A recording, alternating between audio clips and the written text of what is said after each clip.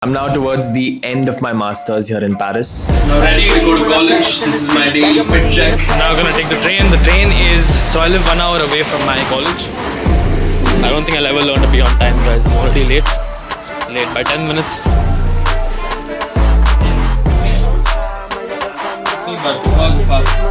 Wherever Indians go, we can't leave our tea. So here's I just have one official course left before I can finally graduate. done with the gym, and now it's time for the best part of the day. It's the way it breaks. And while the last 2 years have been an amazing experience, they've also been really, really expensive. From the flights to rent to groceries to transport to traveling to going on exchange to the US to parties, my bank balance has taken a hit every single day. Today I'll break down every single euro I've spent since I made the move to Paris in August of 2023. I'll also talk about some interesting ways I've used to cover these expenses later in the video. If this is the first time you're seeing me, I'm Fazil.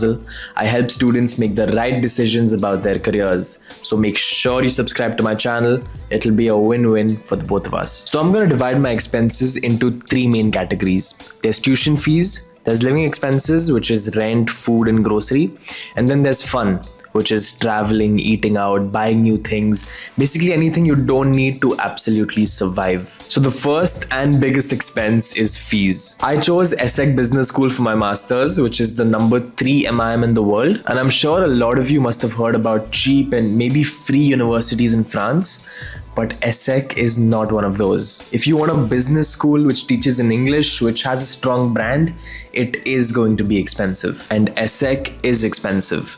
The fees for my 3-year masters was 48,000 euros. Based on 2023 exchange rates, that was 38 lakh rupees. But based on 2026 exchange rates, that's 51 lakh rupees. And no, I didn't get any scholarships, no tuition fee waivers. I paid the whole amount. I was able to get half of this back because I did an apprenticeship, but I'll talk about that later in the video. I also went on exchange to Cornell University in the US for 4 months. But the best part is that I didn't have to pay anything to Cornell. Most business schools abroad have this partnership where we go to Cornell and students from Cornell come to our school, and it's basically free for everyone. The funny thing is, if I went to Cornell for a full-time MBA, I'd have paid almost $175,000 just as tuition fees. But I was able to go for 4 months, experience the US, experience an MBA classroom for basically no extra money. And honestly, I now understand why people talk so much about US MBAs. The 4 months I spent there, I think I learned more, experienced more,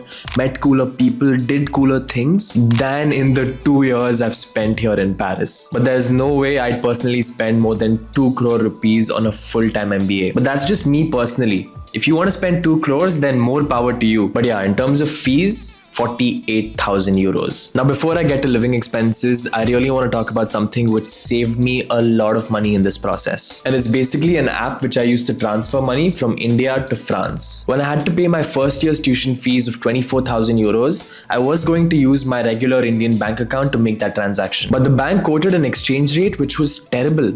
And they also wanted to charge 3 to 4% as convenience fees. That basically meant wasting 1,000 euros, more than 1 lakh rupees in one single transaction. That's when I started using Wise. This video is sponsored by them, but I personally use Wise for all my international transactions. I've used it for every tuition fee payment, to send money back home, to pay freelancers. Basically, anytime I need to move money or pay anyone outside France. If you haven't already heard of them, Wise is a global tech company building the best way to move money around the world. And they offer international transactions at the mid-market rate, which is very often cheaper than your bank. When I first got my apprenticeship and had to send 20,000 euros back home to pay off my loan, I used Wise to do it, and it got settled almost immediately and at the best rate as well. When I first moved to France as well, the first account I opened was a Wise account, and I used it to pay for everything in the first few months. A Wise account lets you hold multiple currencies in one account and lets you exchange currencies within seconds. They use mid-market exchange rates, there's no hidden fees, so you always have that peace of mind that you aren't getting ripped off. If you're looking to study in Europe or anywhere abroad, Wise is an amazing resource to have, especially if you need to pay your fees, if you have to pay for your living expenses, basically moving any large amounts. It's the best and most efficient tool to use. I've left a link to sign up in my description. Using this, you'll get a first fee-free transfer up to £500. So make sure you sign up as soon as possible. If you're an international student, Wise is a non-negotiable. Now, the second biggest expense is living expenses. This includes rent, groceries, and transport. Basically, anything I need to just survive. Food to eat, a roof over my head, and transport to be able to get to class. The bare essentials. For the first 1 year I stayed in Paris, I stayed in a university dorm. This is my dorm room. It's the most basic dorm room ever, but it's from here that I managed to build for myself. Okay, it was a very basic studio, but the best part is that I didn't have to share my kitchen or my bathroom. I had both within my studio, which is a very rare thing to have. For this room, I paid €695 a month. But luckily, France has this thing called the CAF, which is basically social security, and it gives students a reimbursement on their rent. I used to get €200 back from the government, which means I was basically paying around €495 or €500 every single month. This was a little expensive for the place I was staying in, but when you first move to a new country, it's the easiest way to get settled in without having to look for an apartment. Now, after my first year, I moved out to another place in Paris, which was a lot cheaper and honestly a lot better. And that's where I still stay to this day. It's basically a 5-bedroom house where I have my own bedroom and my own bathroom. I share the kitchen and the living room, which is okay, but here's what makes it worth it. I stay on the 15th floor. And for me, that's the most important thing. I'd personally stay in the most basic average place as long as it means I have a good view. And while it's not the best view you can have in Paris, I still get the tip of the Eiffel Tower, which is very cool. I pay €450 for this place. And for the first year I moved here, I used to get CAF of €150, which effectively made my rent €300. But since I've started working and making more money, I've stopped getting the CAF, but I still pay €450, which I think is a steal in Paris. While I was on exchange in the US, I found a place for $675. It was a very basic apartment.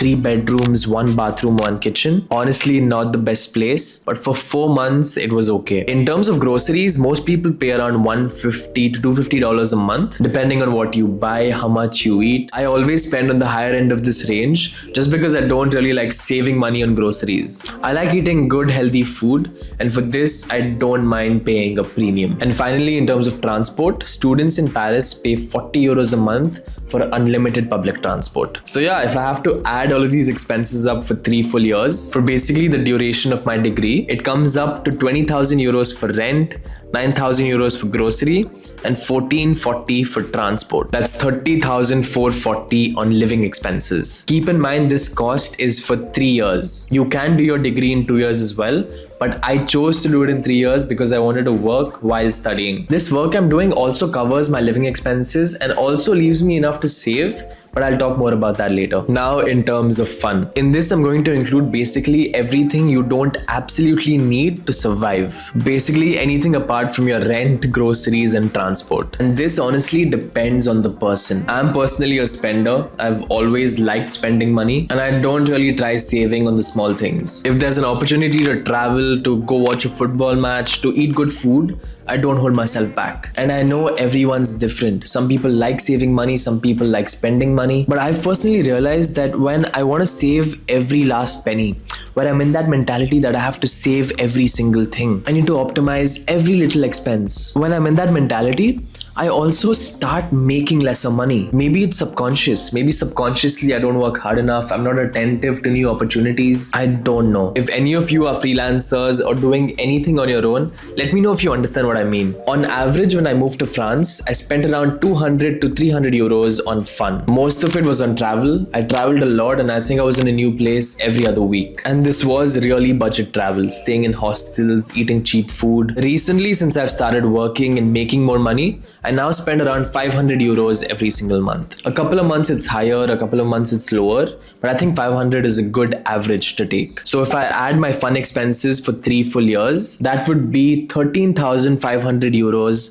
on having fun. For the moment of truth, my total expenses for 3 full years, including everything. Tuition fees, living expenses, and fun was 91,940 euros. And yes, that number is crazy. But it doesn't have to be this high for you. If you do a 1-year degree, if you go to a cheaper school, if you get a scholarship, then it can keep the costs a lot lower. Also keep in mind that while I was having all of these expenses, I was making money to pay for them. And I made money in two main ways. The first was doing an apprenticeship. What's an apprenticeship? An apprenticeship is a work-study model where you work 3 days a week for a company and then study for 2 days at your school. But the best part, the company you're working for pays off your tuition fees. And not just that, it also gives you a stipend every single month. Most of my friends did a 2-year apprenticeship, which basically means the company pays off your entire tuition fees. 48,000 euros paid off. I personally did a 1-year apprenticeship, which basically meant my company paid off half of my tuition fees,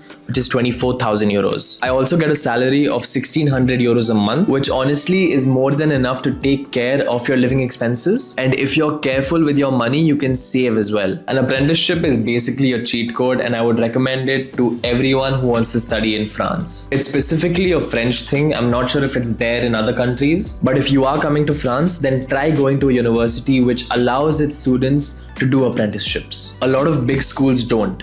HEC Paris doesn't, INSEAD doesn't. The main reason I chose ESSEC for my masters was because I could do an apprenticeship. The second way I made and still make money to cover these expenses is through YouTube. I'm at a place now where YouTube does make me money through a couple of different income streams. There's brand deals, there's affiliate commissions, there's AdSense revenue. I'm not going to tell you how much I make through YouTube. That's a topic for a different video. Anyway, that's basically it. If you have any questions, then make sure you drop them in the comment section below. I'll try to answer it as soon as possible. And make sure you subscribe.